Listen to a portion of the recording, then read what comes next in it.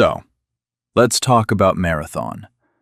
Because at this point it feels less like a game reveal and more like a slow-motion car crash that Bungie keeps live streaming while pretending everything is perfectly fine. First problem: the visuals. Yes, art is subjective, I get it. But when the majority of players look at your game and feel absolutely nothing except confusion, maybe it's not bold artistic vision. Maybe it's just a style that only a tiny bubble of very online design enthusiasts actually likes. For everyone else, it looks sterile, cold, and oddly disconnected from what made Bungie's worlds iconic in the first place. And then comes the real comedy gold. Bungie proudly talking about how brutal the game will be, how often you will die, how punishing everything is supposed to feel. As if that is some universal selling point. Here's the reality check nobody in their marketing department seems willing to say out loud. The massive audience Bungie built with Destiny is largely casual. People who come home after work, run a few strikes, maybe a raid on the weekend, and log off happy. They are not lining up to get repeatedly kicked in the teeth by a hardcore extraction shooter that treats fun like an optional DLC.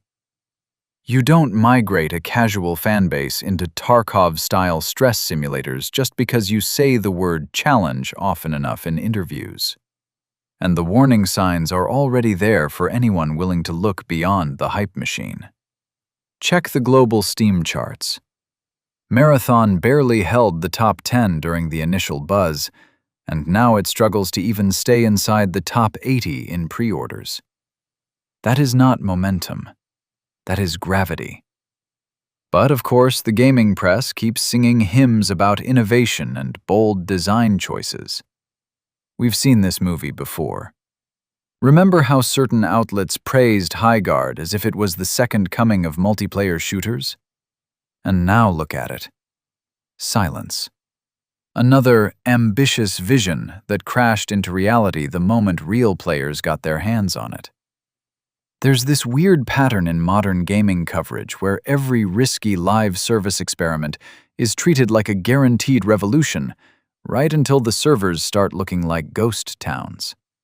Then suddenly everyone pretends the warning signs were obvious all along. And that's the tragedy here. Bungie used to understand players.